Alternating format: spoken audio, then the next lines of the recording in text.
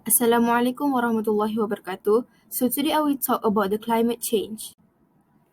The first one I will talk about the introduction. The United Nations Sustainable Development Goals UN SDGs, also known as the Global Goals, are 17 goals with 169 targets that all UN member states have agreed to work towards achieving by the year 2030. They set out a vision for a world free from poverty, hunger, and disease. The next one, definition.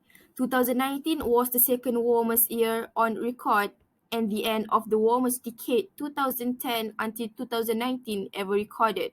Carbon dioxide, CO2 levels and other greenhouse gases in the atmosphere rose to new records in 2019.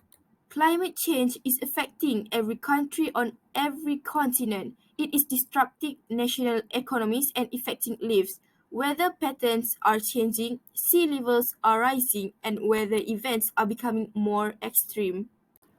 The next one, the main objectives for climate change are describe natural processes that can cause changes in climate. Number two, define global warming. And the last one, some of the consequences of global warming.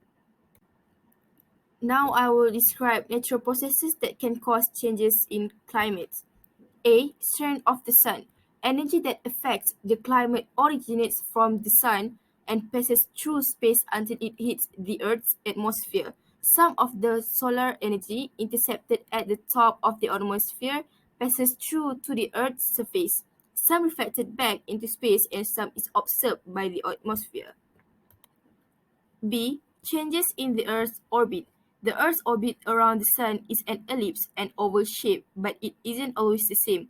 Sometimes it is almost circular and the Earth stays approximately the same distance from the Sun. At other times, the ellipses are more pronounced so that the Earth moves closer and further away from the Sun. When the Earth is closer to the Sun, our climate is warmer and this cycle affects the length of the seasons. In this case, the Earth's orbit is called eccentricity. See quantity of greenhouse gases in the atmosphere. Greenhouse gases include carbon dioxide, CO2, methane, CH4, and water vapor. Water vapor is the most abundant greenhouse gas, but it stays in the atmosphere for a much shorter period of time, just a few days. CH4 stays in the atmosphere for 9 years until it is removed by oxidation into CO2 and water. CO2 stays in the atmosphere much longer, years and centuries, contributing to longer periods of warming. These gases trap solar radiation in the Earth's atmosphere, making the climate warmer. D. Plate tectonics and volcanic eruptions. These processes cause continents to move to different positions on the Earth.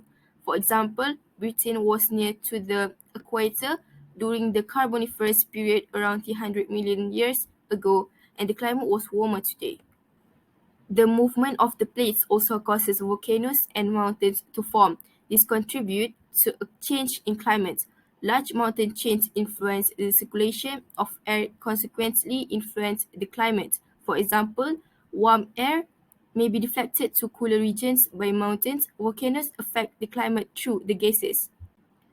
The second objective for climate change define global warming, a gradual increase in the overall temperature of the Earth's atmosphere generally attributed to the greenhouse effect caused by increased levels of carbon dioxide, CFCs, and other pollutants.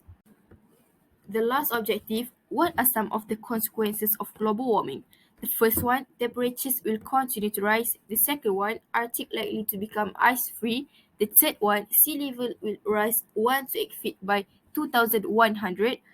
Fourth, more droughts and heat waves. The last one, hurricanes will become stronger and more intense.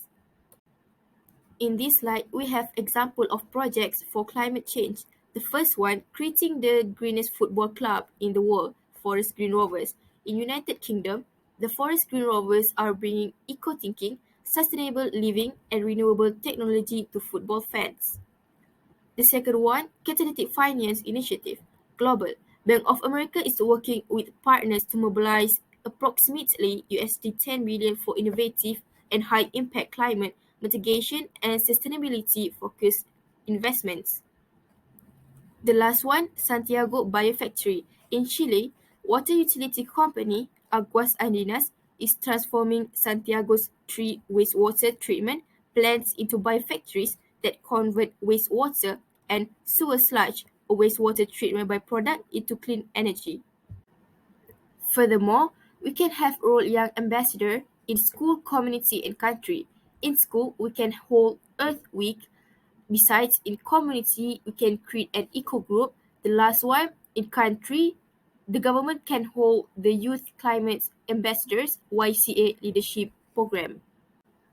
So in school, they can hold an Earth Week, what they need to do. For example, they can have environmental talk from the young ambassadors, creating climate change process competitions, and last one, creative recycling projects.